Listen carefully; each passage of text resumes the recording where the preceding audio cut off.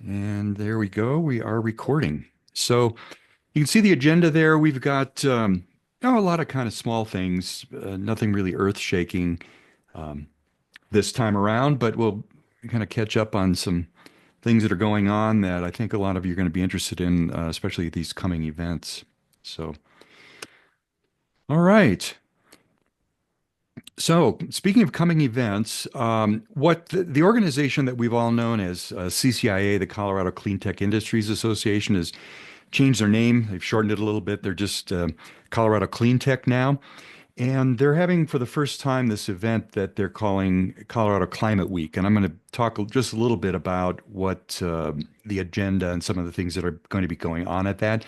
This is a free event, so encourage you all to maybe if you just see one or two things you want to attend, just shoot down and go to those. You don't necessarily have to sit in all 3 days of these, but you can see the link there. You can register and look at the agenda at coloradoclimateweek.com. And so here's day one. I'm not going to go through all of this, but I did want to highlight some of this. Obviously, you can see this on the line, but thought this might be a good chance to point out a couple of things. The first meeting is going to be, it's at three different locations throughout the week. And the first meeting is going to be at CSU Spur at the Hydro Building, where we had the Colorado Day back in October. Or I'm not Colorado Day, I'm sorry, Hydrogen Day, Colorado Hydrogen Day. And we're going to have two hydrogen discussions on that first day. The first one's called Hydrogen in the Rockies. You can see it there. Buford is going to be involved in that. Some of you know him. And then Paul Nelson, who's with SARAD, also a real strong proponent for hydrogen.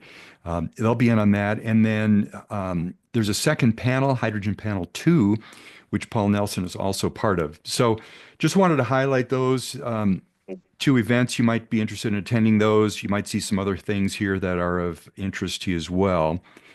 Then the next day, day two, is actually going to be at a place called Industry Rhino Station, 3827 Lafayette. That's up kind of at the north end of downtown, closer to I-70. You can see what some of the events are, talking about how artificial intelligence is supercharging climate tech, a few other things, some things about mining. Obviously, I don't think everybody's going to be interested in all of the events, but you may want to just pick and choose. And they are having a happy hour, so that could be of interest as well.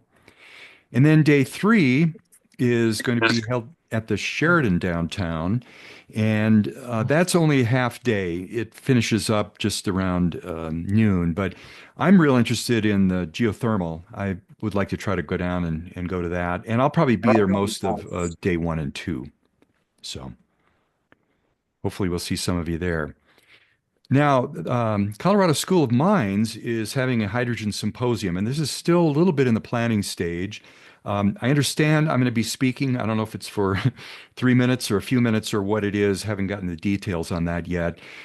This is really a day and a half event. It's going to be out at School of Mines. Admission is $50 for this. Not, I don't think a deal breaker for most of us. This is the very preliminary agenda, I guess I'll say. It starts about noon, really, on the first day, Monday, April 7th, and then ends up about 3:45. But I'll give you all a chance just to kind of peruse who is speaking. And again, this is really preliminary. This is still under development. And then the second day, even less detail about that. But I'll make sure to make that information available. Or I'd encourage you to go to, let's see, did I give? Yeah, I created a shorthand URL for this event because it was a little bit too long for people to be taking notes during this meeting. But if you go to this tinyurl.com/h2mines25, that'll take you to the website for this so you can get more information on that. All right. And then this conference is a little bit more expensive. I think it's $700 or $800, but it's a little bit more comprehensive. But this is that same week as the Mines Conference, April 9th and 10th. It's going to consist of a lot of lectures and an exhibit hall. And I'll give you a little bit of the agenda on that here in just a minute. CHN is going to have a booth at this, and we're going to have actually, I've got a couple of volunteers who are going to help me out with that. Brendan Donor and Mike Grimwade are going to help as volunteers kind of staff that booth. I think it's going to be really important for us to network at this to try to make contact with a lot of the hydrogen exploration folks. You can get more information at rmag.org.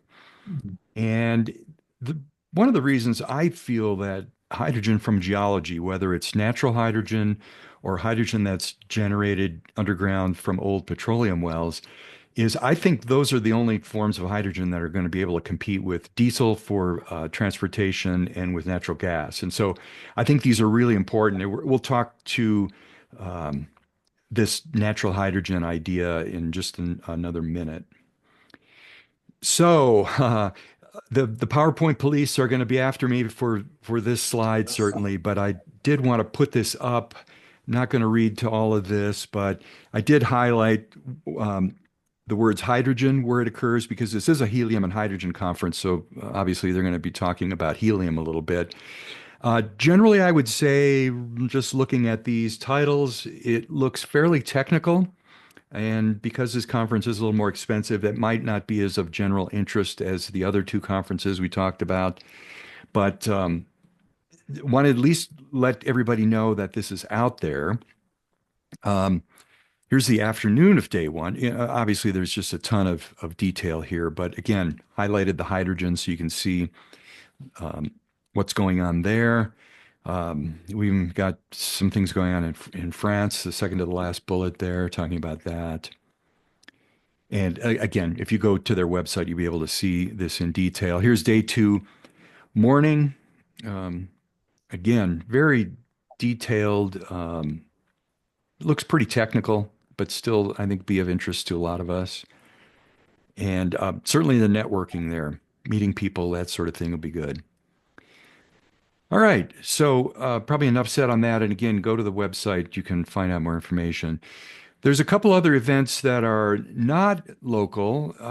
This first is the Houston event, June 25th and 26th.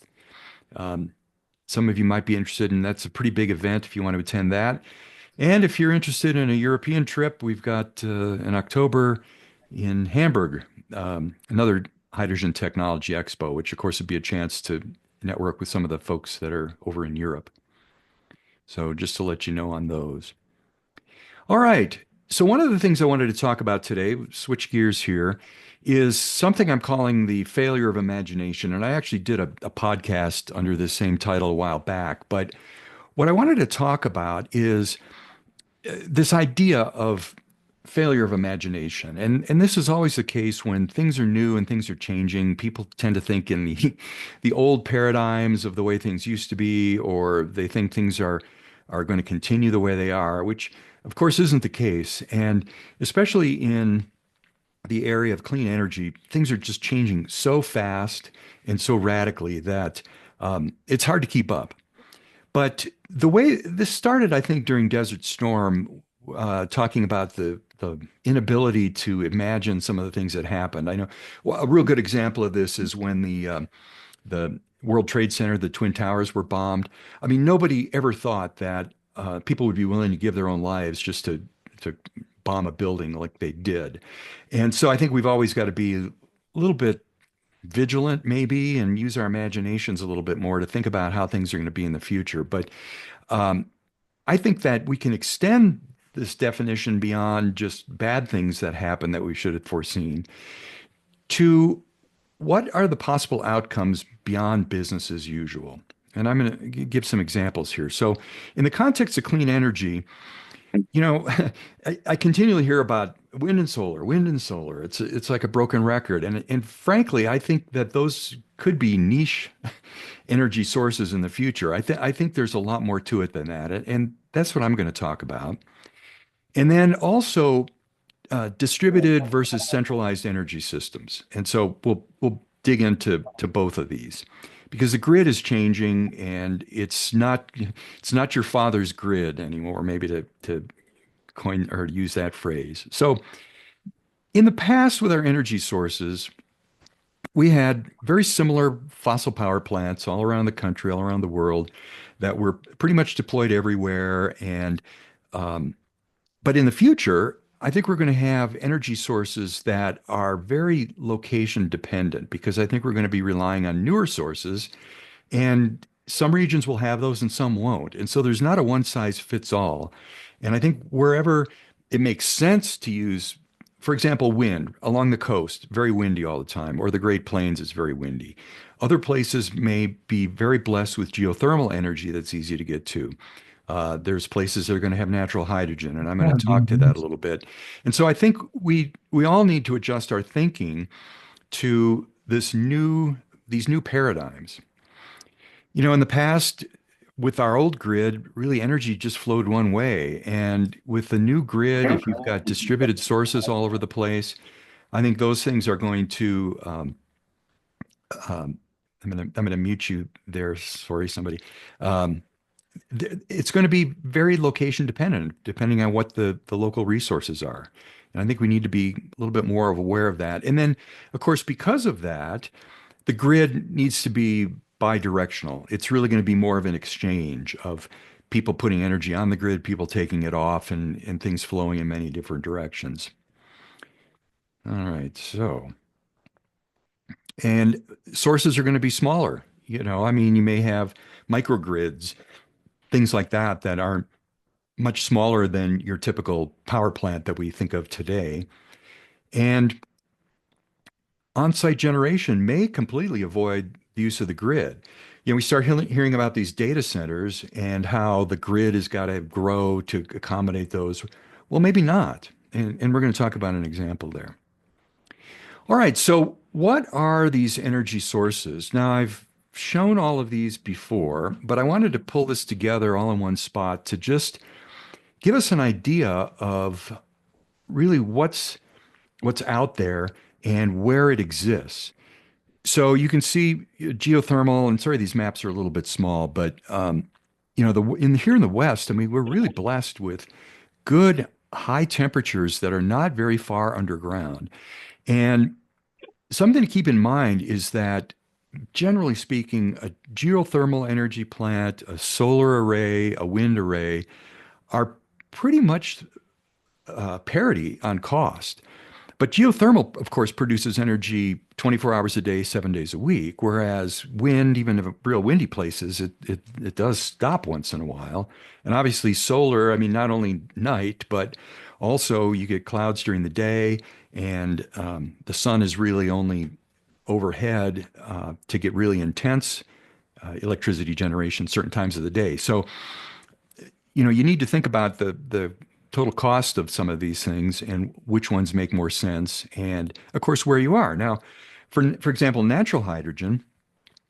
This is the map that U.S. Geological Survey recently came out with, and there's some areas that really have a high probability of having natural hydrogen, and then there's areas that aren't so great. Um, and same thing with petroleum wells. I mean, we've got thousands here in Colorado. We've got, I understand, over 20,000 abandoned wells that could be producing hydrogen totally clean because the carbon stays underground. But you can see from this map of the US that there are a lot of petroleum wells throughout the rest of the country. I mean, Pennsylvania, look at that over there. And then, of course, Texas, Louisiana, Oklahoma, those kind of states that could certainly make use of that asset for local energy. And speaking of the Colorado abandoned wells, this is the state of Colorado. It's not, there's no legend or anything on here, but you can see where the mountains are. And the blue are these abandoned wells. And so, definitely an asset that we can take advantage of here. All right. Now, what I did was I kind of sliced and diced that information a little bit. I just took a look at, for each of the states, how many of these clean energy types, meaning the maps we have here, are in each of these states. And Minnesota, Iowa, New England, Florida, not so much, but a lot of the other states, like Colorado's got at least five different clean energy types. California's got quite a bit, Texas, Arkansas, Missouri. And so there's a lot of choices here for alternatives to basically the fossil fuel plants that we've been using. And then here's to give you an idea of what's the most prevalent. Well, here's the number of states that have each of these energy types, like wind, geothermal, natural hydrogen, and so forth. And you can see almost every state has got wind. And by the way, these were just kind of an eyeballing of these graphs, just looking at, well, where is it kind of prevalent? Almost every state, you could probably put a wind generator up. You could probably put solar almost anywhere. But what I tried to do here is give you an idea of which are probably the most prevalent energy sources in each of those states. All right, so I talked and I mentioned a minute ago about data centers. I think most of you probably noticed in the news they're talking about how these data centers need 100 megawatts, 200 megawatts, which is getting up to almost the size of a power plant at a utility. And so people are fretting about, well, how do we get that energy there? We'll have to build new power plants. We'll have to build new transmission lines to get it there. And I say I don't think that's the case. I mean, especially places that have old abandoned oil wells or have natural hydrogen, have a campus that's got the well, that's got the source of the energy, that either modifies it or does something with it. For example, you may want to turn hydrogen into electricity through a turbine. Put that all on the same campus. Why does it need to be across the town or across the state or even across the country and go to the expense as well as the uh, well, it's what's the word I want? The public does not like to see transmission lines, and so they're difficult to get put in and installed. But if you don't need to, because you can put this all on one campus, so this is what I'm talking about, this failure of imagination. Let's start thinking more in terms of what are alternatives to the business as usual to doing these kind of things. And by the way, I just did kind of a rough guesstimate here of what we're being told by Proton H2 and other folks that the hydrogen from these wells is probably going to be on the order of 30 cents a kilogram. That's at the site, at the well. And so that works out to probably somewhere in the neighborhood of less than a penny a kilowatt hour for that electricity. And you don't have to send it anywhere on a grid. And the other problem with a grid, if you start looking into how they do their billing, is there's a lot of other charges on the electricity. There's time of day charges. There's fees for things that the utility built, and they're trying to recover those costs and things like that. And so anytime you touch the grid, you get taxed, I'll call it, with a lot of these other fees in order to use that grid. And if you can avoid the grid, I mean, all the better. So anyway, I'd like to throw that idea out there. Hopefully, some of you maybe can act on this and do some things with it to just find alternatives to business as usual, I'll say. All right. I'm going to pause at this point. I don't know if any of you have comments or questions or anything like that. Oh, Walter's got his hand up. Go ahead, Walter. I'm curious as to where you're getting your kilowatt hours per kilogram number. I see that one as the theoretical number. Most of the heat values for a gas turbine is about 8,600 BTUs per kilowatt hour, which comes out to about 14 kilowatt hours per kilogram. Yeah, that's a good point. Well, I did try to take that into account here with the generator efficiency and the turbine efficiency. Um, I guess I can't tell you for sure if that covered it. It should have. Does does that Yeah, make because sense? it should have shown instead of 33.33, it should have been about half that.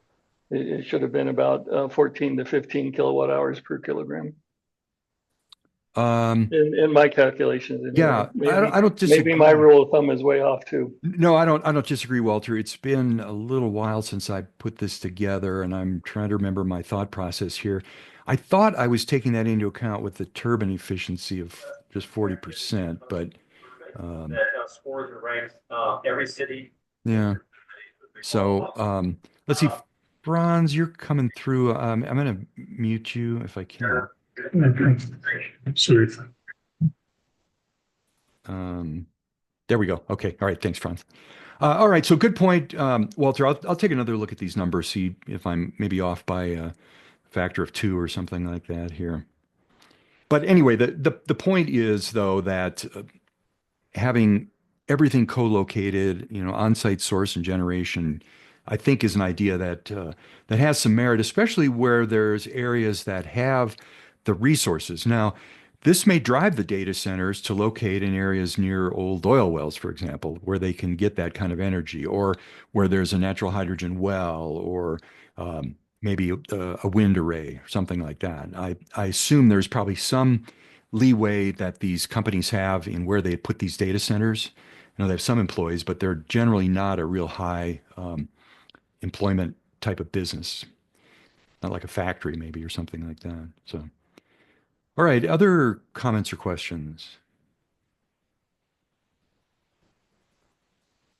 All right, maybe enough said on that. So, at any rate, the takeaway I think is pretty obvious. Really, there's a lot more clean energy sources than we commonly hear about, and there's the list there. And expanding transmission lines may not be necessary. So I think I encourage you, all of you, if you're in webinars or whatever, and this gets brought up, bring up the idea of on-site energy. I think that there's a lot of merit to that. And as I've said many times before, that technology is changing fast, and we need to update our opinions probably weekly.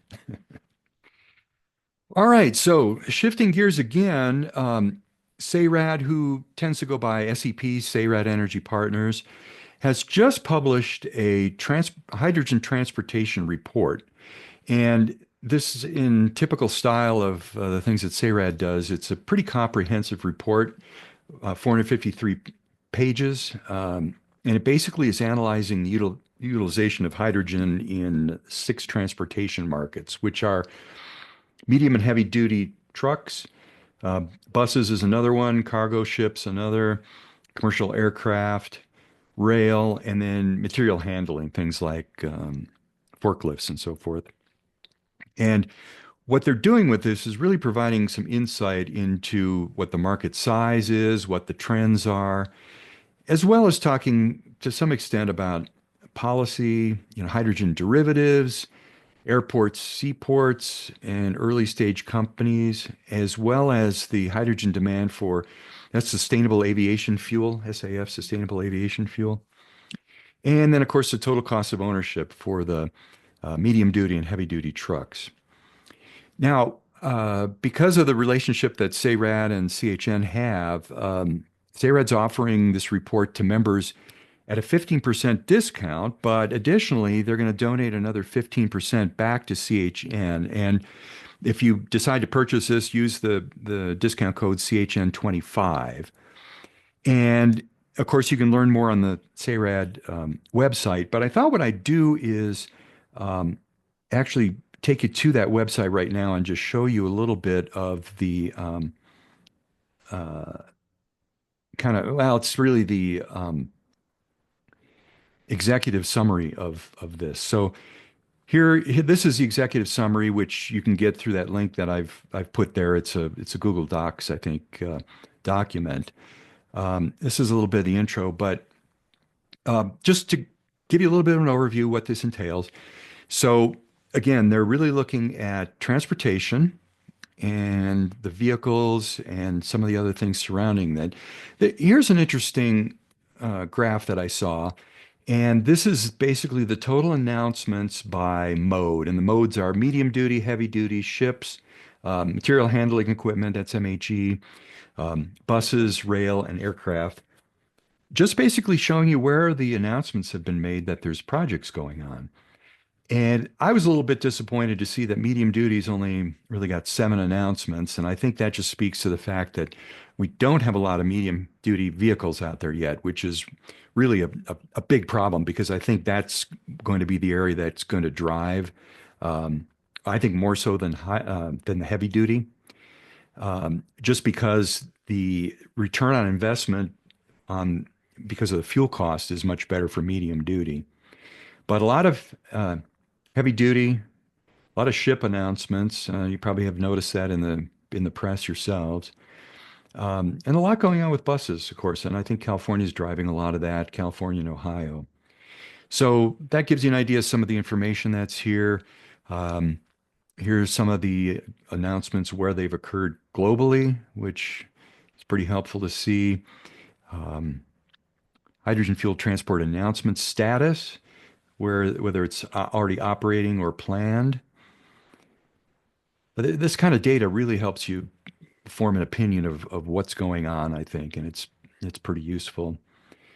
Announcement made by mode, fuel type by mode. And again, I'm not going to bear into this real deeply, but hopefully that gives you a little bit of an idea what is available out there. And I do encourage you. I'm going to go back to sharing the slides here.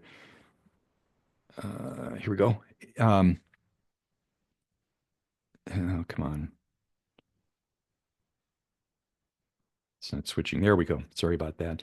But the um, executive summary is really only available at this link. Now, this is a shortened link from their website, but again, it's tinyurl.com and then SEP trans X sum and don't put the dot in there. That's just a tag for me here. But anyway, encourage you all to take a look at that.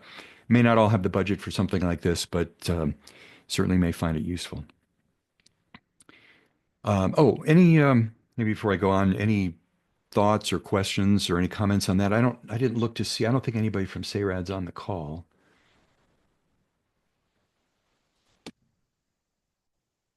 No, we're good. Okay. All right. Well, like I said, this is a lot of kind of catching up on things on today's meeting here. So. All right, so I wanted to report out on the Drive Clean event that was held on February 26th, and actually it spilled over to a ride and drive on the 27th. But this was, I think, probably the best, and I think everybody agreed, this is probably the best Drive Clean event that has been had. It was really well attended. There was a lot of information presented by the Colorado Energy Office and other folks from the well, we had some NREL folks there, but really a lot of state representation there. And here's some of the topics that were discussed. We had, talk about trends, talking about funding for clean transportation, had some panels, talked about hydrogen fleets. Buford had Roy Hensler and Brendan and Frank Bruno with VIA were there to kind of give their thoughts. It was a really good event, and they have these. I believe it's twice a year, for sure, at least once a year. And I encourage you all to attend that. I think it was a grand total of $30 charge to be there, so not a budget buster, that's for sure. Oh, okay. I just had the one slide on that. I don't. Anybody that was at that event that has any thoughts or wants to comment on it? Yeah, Elliot, go ahead. Yeah, I was just going to say, I'm really glad we had the opportunity to participate. Um, it was really head on. I met a lot of great people there that I was able to get all the state guys all at the same table at the same time there in the little afterwards meetings over there in that the end room. But it's just really good to connect, even with the electrification people, so we kind of know. And I think that there's some crossover there too as well. I think working together is a lot better than fighting each other right now. We got enough fight with what's going on upstairs in Washington. So I think that from my perspective, it was money well spent and connections well received, and looking forward to moving forward with all of them. And I think having these events like your event too, Brian, keeps us together, the hydrogen group, us together to support each other an awful lot. And we're all trying to fight for just that next square inch of turf to move forward. And and it's a heck of a fight. If like you, Brian, you believe in what you're doing so much that you've committed yourself to it. And so of the people on my team and, the people that we know, like Buford's folks and all of that, it's a hard road ahead. It's not a get rich quick thing at all. It's a, it's a, it's a passion, but it's also a belief. And so it was a good event. They had really good speakers and a lot of good people. Yeah. Well, thanks, Elliot. And, I really, I guess the theme of today's meeting almost could be talking about these events because we're covering quite a bit of that. But I really do encourage people to get out and go to these events. It helps support the event, first of all. But secondly, there's a lot of serendipity. You just never know when you're going to meet somebody, you're going to run into somebody, you exchange cards, you'll learn something.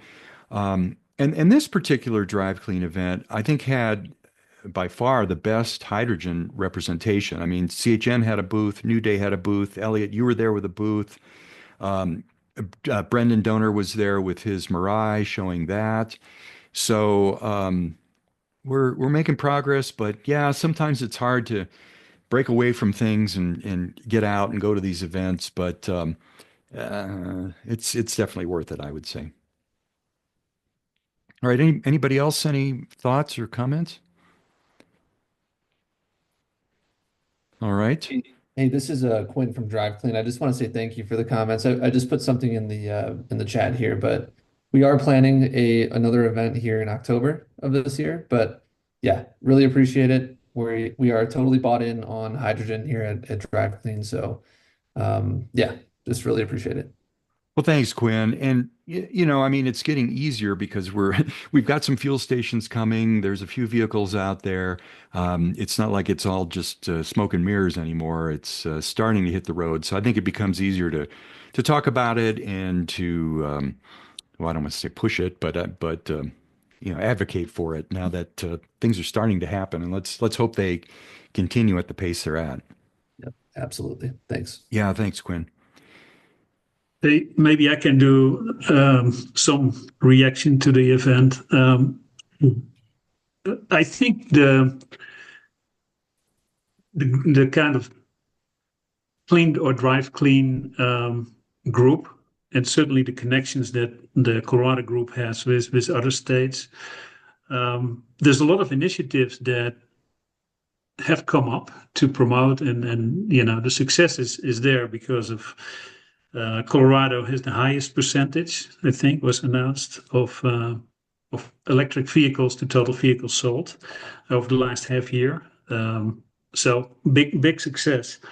But certain work groups, early adopters that work together in a group, a lot of these initiatives that electric driving has already created, I think are very, I think, perfect initiatives to move to when hydrogen gets to the same point, to learn from these and to tag on to that. So I was really happy to see a lot of kind of what's going on the electric drive side that we can learn from and tag on to from a hydrogen perspective. Yeah, and Franz, somebody was telling me, I guess you have a battery electric vehicle, don't you? No.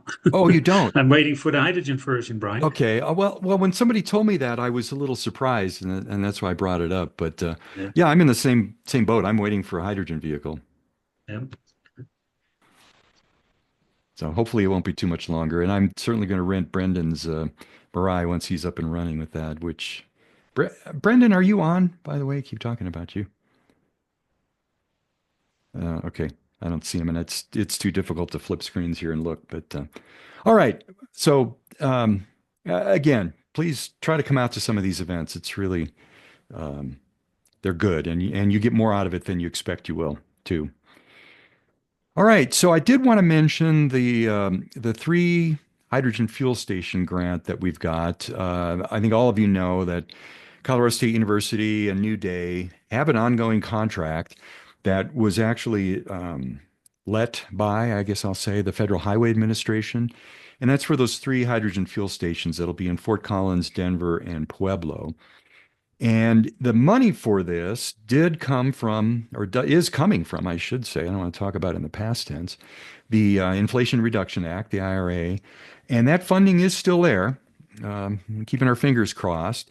And I saw this press release, which is why I mentioned this, that they powers that be feel that these tax credits may be on safer ground since 21 Republicans in the House are publicly opposing the elimination of this. So this was March 12th. I don't know that there's any newer information. If anybody's got any, let me know. But we're all kind of holding our breath, keeping our fingers crossed that this holds because this is really important.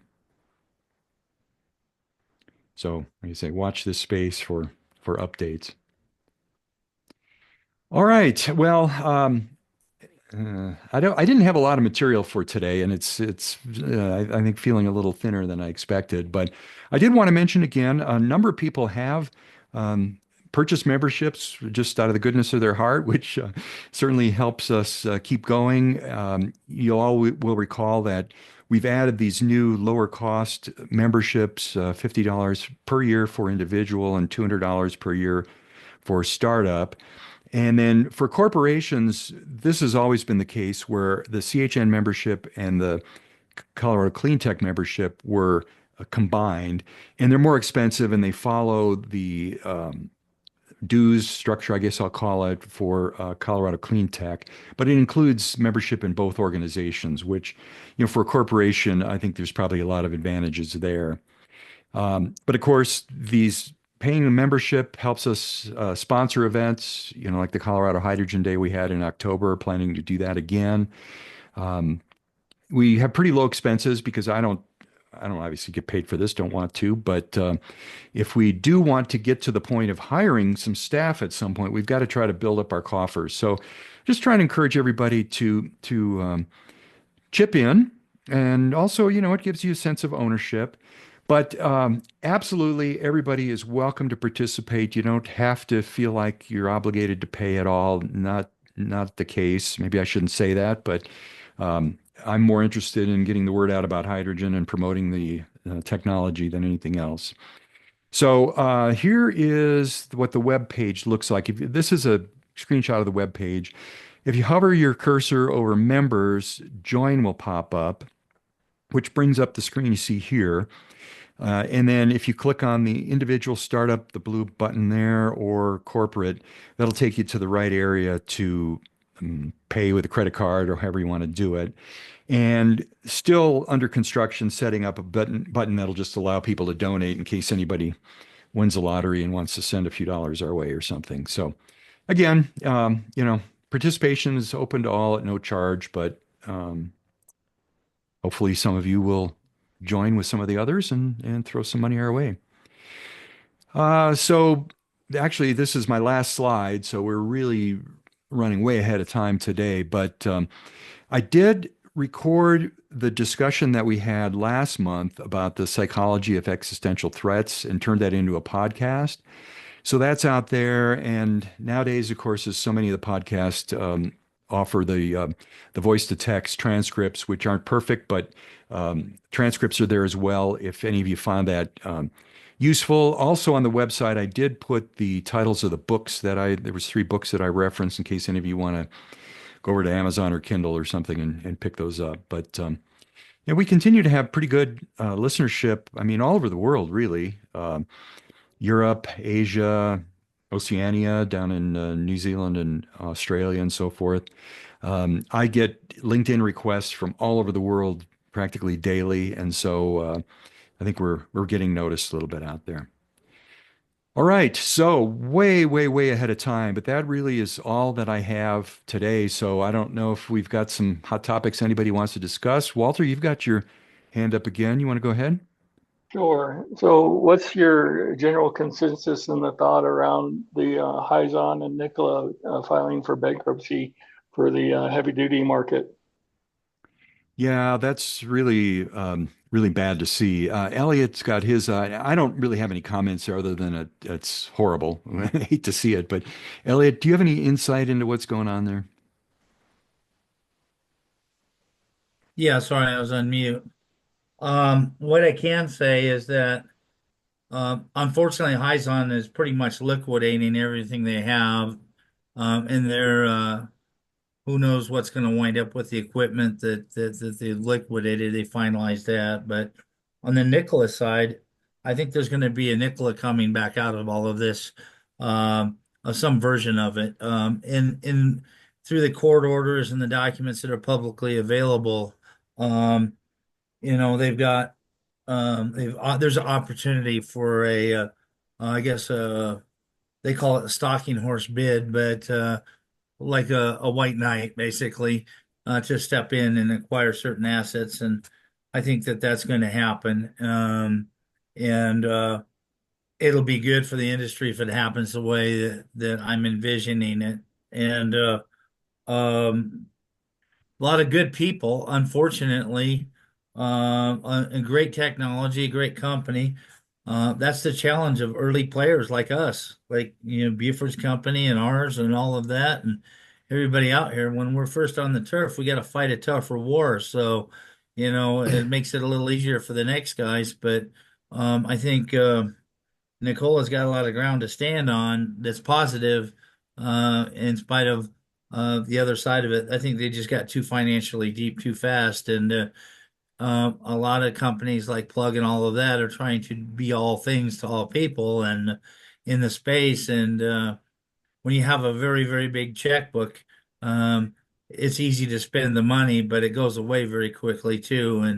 And for us, we treasure every penny, to move to the next step. And I think the lesson learned is watching that, so we don't fall into those same places. So when and if we have that opportunity to get the funding we need to move forward, which from our standpoint looks very positive, but it hasn't happened yet. So I think our days are sunnier now than they've been in a very long time, in spite of the politics. I think what we found is that the states have decided to take over and move forward with their efforts because it's important to their constituents. Colorado, particularly the air pollution environment issues. The state of Michigan is another state we're working with, and they're all on. They're all on about clean fuel, clean technology, clean vehicles, and all of that. They have a couple of additional reasons. They're a huge manufacturing state, and they want to keep that manufacturing at home. So they're doing everything they can to reinforce the manufacturers to focus on clean vehicles. So lots happening. We'll shuffle through this political madness, and we'll get through the other side. And I think we'll all stand taller for it. It'll be a little bit bloody, I think, from the business standpoint, but and it has been. And a lot of great ideas and technologies, and some that haven't even come to the surface yet that are already out there. So it's going to be exciting to watch. Hopefully, I live long enough to see it all come together. But you know, but I think we're going to be fine in the long run. And certainly, if I felt that we didn't have a chance at making this happen, I would have long since already been looking for employment somewhere, because it's hard to make it on, as you know, Brian, when you have fixed income, it's hard to go well beyond that without a little additional help. So Yeah. we're getting by. Yeah. Well, But thanks, Elliot. Well, I think there's two things that we need to keep in mind. The first is that change happens at an exponential rate. It's very, very slow, imperceptible at first, and then you hit that so-called, hockey stick where it really takes off. And Bill Gates said it. He said, we overestimate the amount of change in the next couple of years, and we way underestimate the change in 10 years. So, these things are a little bit slow to get off the ground. But the other thing that, especially in the area of hydrogen, and I'm talking about this all the time, is that, it takes a village, so to speak. We don't have a market. We don't have a plethora of buyers and sellers and infrastructure. And so every project that comes along almost has to be islanded, as if it's on its own, where you have to, and that's what New Day Hydrogen is doing. They're going out and they're finding those users, the fleets. They're finding the vehicles. They're going to produce the fuel, and so for a lot of these things, I think we need to think of providing the whole cloth initially, which won't be the case eventually, but those things make hydrogen really hard, which is the whole reason that I got into this space and started the Colorado Hydrogen Network in the first place was to try to bring all those pieces together and make them happen. And so, if you're thinking, well, I want to be a hydrogen supplier, well, you got to go out and find the customers. And you got to maybe even work at getting the infrastructure, and it may be prototypes initially and those kind of things. And that does make it hard, but I don't think we should be discouraged. I think if you look at anything that's happened that was worthwhile, that was successful, boy, in the beginning, it struggled. Whether it's some movie star or rock star, some of those people waited 10 years to finally hit. And the trick is if you can hang on in the meantime, if you can't, you're done. And maybe that was the case for Hyzon, but so I don't. Does anybody else have any other insights into business wise what's going on with either Hyzon or Nikola? Hey, Stu Brian, it's Buford. Oh yeah, hey Uh, Beaver.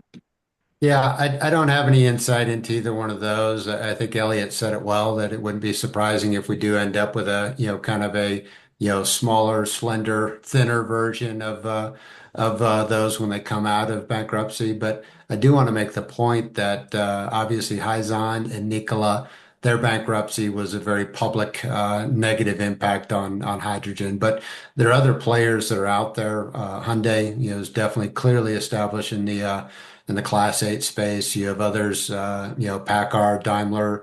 Kenworth just got done with their pilot with Toyota down in Port of Long Beach. So there are plenty of players, and even in that medium duty space, and I know you said that that was disappointing, and I agree with you that there weren't many there, but Ford and GM are playing in that space under the Super Truck 3 program. So there are players out there. Unfortunately, the progress they're making isn't as, let's say, widely distributed as the negative press we're hearing out of Nikola and Hyzon. So there are players out there, they're working it, and hopefully they're going to hit it, hit it well and hit the point of commercialization in the near term. Yeah. Absolutely. One other thing I might add too is that there's a lot of just like politics, there's a lot of false information that's being put out by publications that quotes, hey, they're hydrogen or clean energy, and they're not in favor of hydrogen, although they have the appearance looking in. And if you read clearly through it and who's backing them, that you'll see why. That, some of them even go as far as saying that hydrogen uh, isn't here now and might be 20, 30 years down the future, but this company's failing, this company's failing, this company's failing, instead of talking about things like Buford's talking about, because that information is available as well. All you got to do is look for it. And the truth is that there's millions of people working on hydrogen projects all over the world. And step by step, things are happening. Hydrogen trains, buses, power plants, all that kind of thing is going on. And it's just finding your niche and sticking to it and focusing on getting better and getting better and getting better as we do it.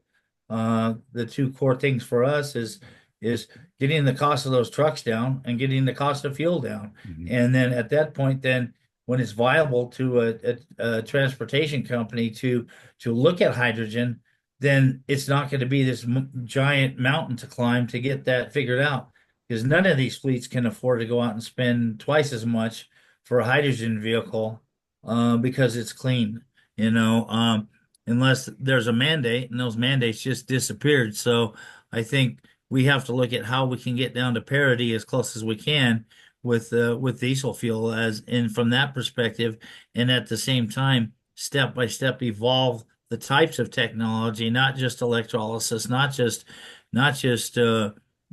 steam SMR, but projects like you're talking about, Brian. Natural hydrogen is a big hit all over the place right now, and there's other technologies too, solid hydrogen, Mhm. and a variety of different things. So those will all evolve and pan out over the next few years. But once they do, then there's going to be like everybody's going to say, okay, we're going to jump on it, like VCRs or beta or whatever, how all that happened. Once that market's determined, then it's going to accelerate. Yeah, you got to watch out for those naysayers. And, that Right. was my point last month when I talked about really filtering the news that you listen to because all of that is negative. And it comes back to this failure of imagination again. People look back and they say, well, hydrogen's bad because it all comes from SMR. Well, your electricity used to come from coal too, but in the future, that's not going to be the case, in either of those. And people don't. I don't know, for some reason, maybe because it's safer to just talk about what already exists and not to talk about what could be in the future. But I think the future is bright, and I think there's a lot of opportunities out there. And I think it's the spirit of the times. People really understand that we've got to do something about climate change, and we've got to have hydrogen because you can't make everything run off electrons. It's just not practical. So, Well, thank you, Brian. yeah. All right. Well, golly, feel a little bad that we're so early with the meeting, but it just was a month that there wasn't a lot of new things to put up. Has anybody got other thoughts? Well, yeah, I Anything? wanted to Hey, say hey, one other thing. Brian. Oh, Yeah, go ahead.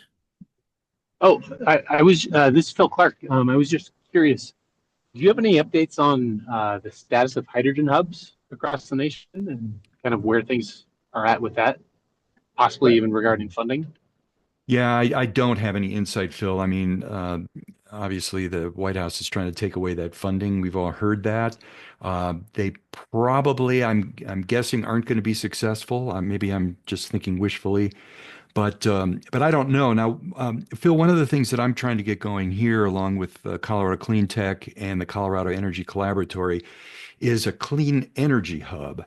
And really, that's talking about looking at the entire big picture of all the sources, all the users, all of the infrastructure and moving of energy, and bringing that together with a group that can maybe pick pieces of that schematic, if you want to call it that, and say, okay, Phil over here wants to provide hydrogen, and Elliot over here wants to use it, and let's get a project where we can look at all the pieces to this, moving it around, storing it if we need to see if we can get some kind of a project going. So a little bit of a grassroots approach. Don't have any big funding on that, but we'll see where that goes in the future. So maybe that'll be a substitute, Phil, for the Rocky Mountain Energy or hydrogen hub that didn't happen. We'll have a clean energy hub instead, perhaps.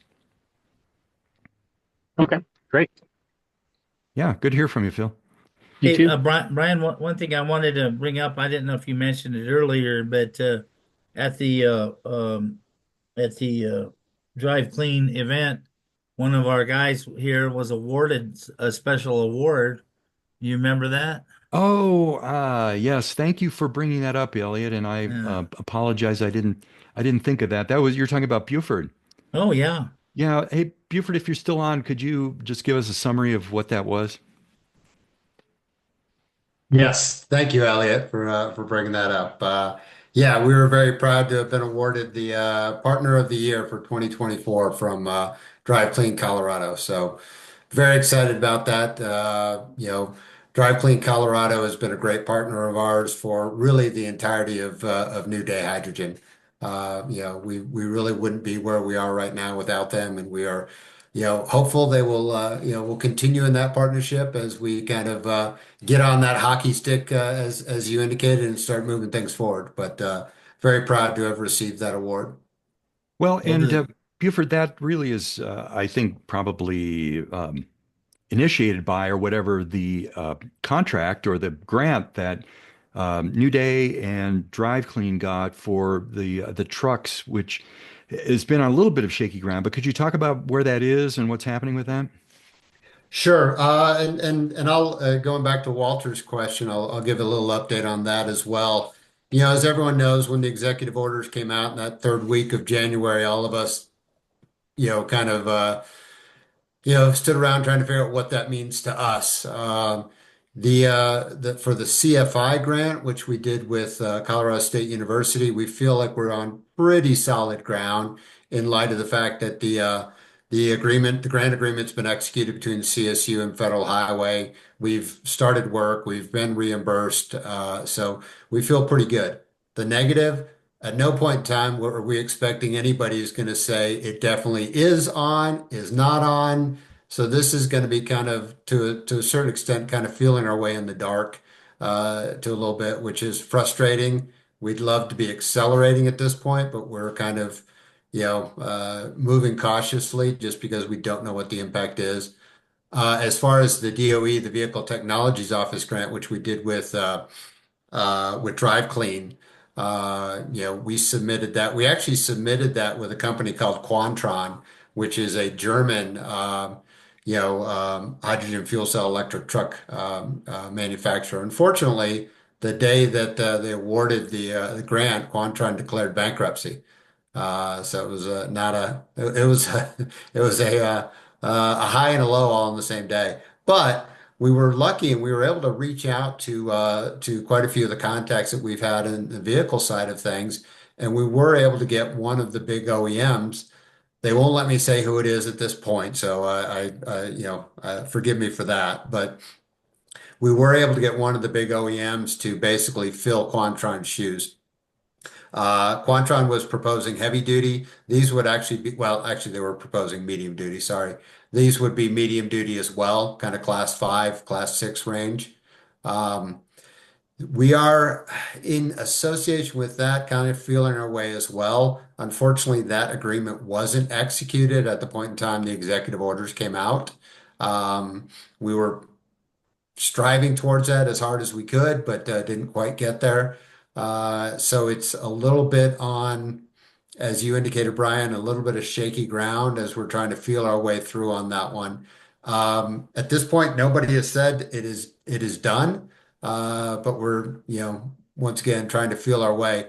One of the big impacts, and anybody that's got federal, grant funding knows this, is you're dealing with a lot of unknown out of DC, but the biggest impact we're finding is a lot of the contacts we've had within, the Department of Transportation, the Department of Energy, are no longer with the Department of Transportation, the Department of Energy. So all of our project managers that were responsible for those projects are gone. So we're having to find new people who is responsible for that, get them up to speed, find out what they know. And in a lot of cases right now, they don't know a whole lot more than we do.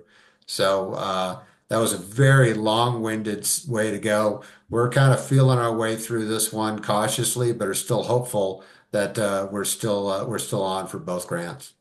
Yeah, and that Vehicle Technology Office, the VTO grant, was for, I'll explain what that is. It was for really kind of for vehicles so fleets could try them out.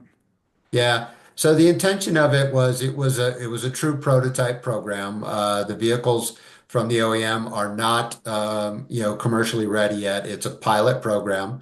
So it would be bringing two medium duty hydrogen fuel cell electric trucks into the Denver market and basically allowing folks to try them out. Now, the one difference is we actually got a commercial fleet to sign on with us. Once again, they won't let me say who that is at this point, which is frustrating, but it is a brand name fleet in the Denver area that will be, basically supporting that project. So the original intention, as you kind of implied, Brian, was that we would make this open to whoever had commercial fleets that could use those types of vehicles. What we've ended up with is these will be very specific towards that commercial fleet. They will be operating in the Denver area. They will be operating in those specific use cases. So it is something worthwhile to see, how hydrogen operates in this geographic region in these specific use cases. But unfortunately, there won't be vehicles available for, any commercial fleet to try out at this point in time. Yeah, great. Well, Buford, I want to thank you and Seth. And, I did just give you guys the Hydrogen Heroes Award, but You for did? 5 years now, you've been, tirelessly beating your heads against the wall. I think you're doing all the right things with lining up investors, with lining up the fleets, with the grants, and reaching out to people. We're just really lucky to have, people like you here in Colorado. to carry this torch kind of without much reward here for quite a while, and just glad you were able to keep going and keep up the good work. Thank you. Thank you. I mean, it really, it's the old adage that, it takes a village, and Mhm. that's true in regards to everything we're doing here.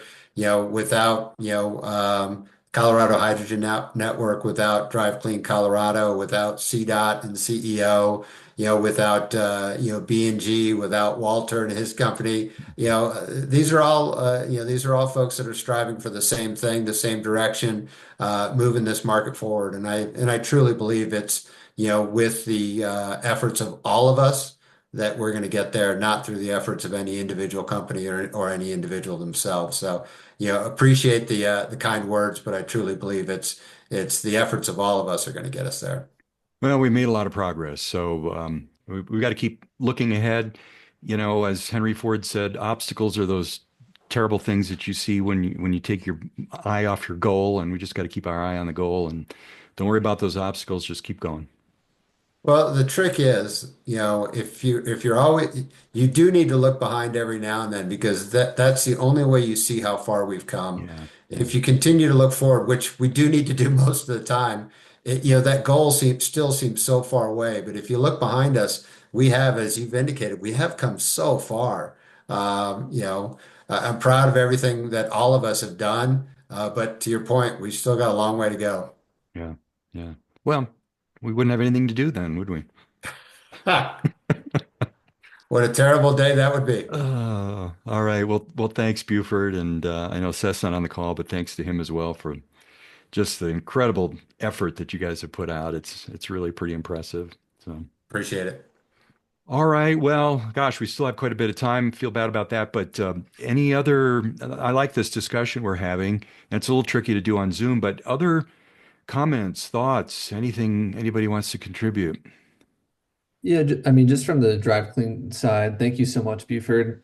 We are really excited about that grant, and we were really excited about that grant, still are, and are hoping things continue to progress.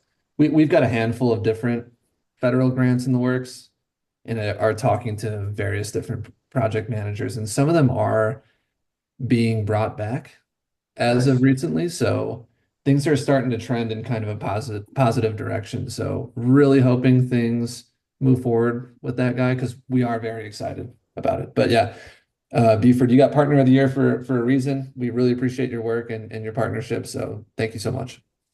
Nice, Quinn. Yep. All right. Yeah. Thank you, Quinn. Well, Ryan, I have one flag for you. This is Rob Braun at Colorado School of Mines. yeah. I wanted to call folks' attention. I think you put it out in the newsletter, but there's that Mines Hydrogen Symposium, April 7th to 8th.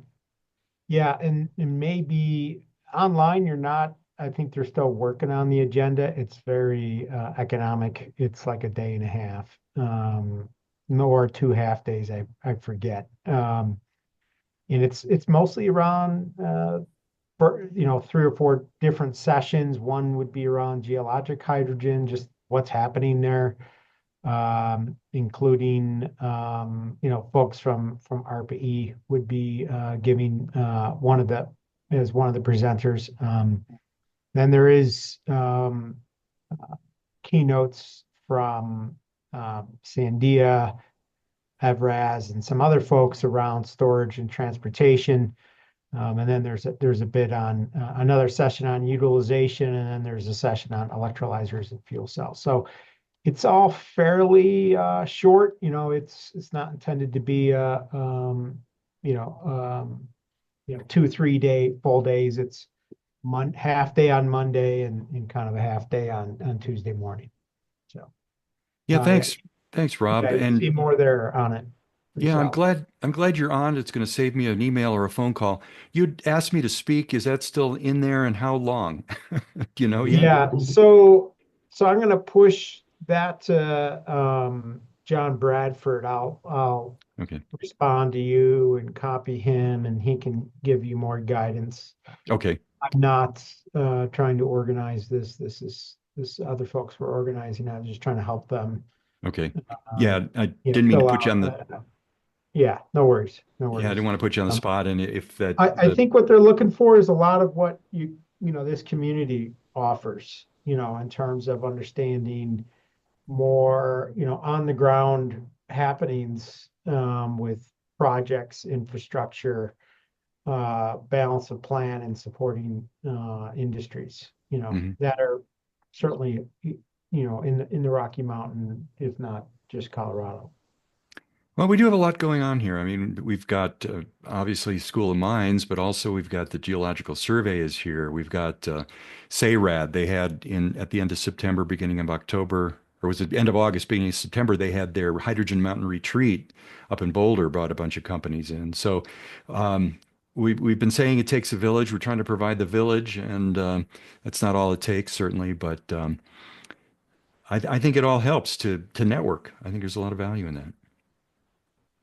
So, yeah, and I'll put this other slide back up in case folks didn't get it, but the tinyurl.com, that's basically your link, Rob. I just shortened it up so it was easier for folks to take notes here. So, all right, good stuff. Well, anybody else, any other thoughts or questions or news? All right, well, I'll give you all a little of your time back, but thank you, everyone. And again, really consider going out and attending a few of these symposiums and webinars and things and supporting them. All right. With that, I think we'll adjourn. Thanks, Brian. Yeah. Thanks, Thanks, Brian. everybody.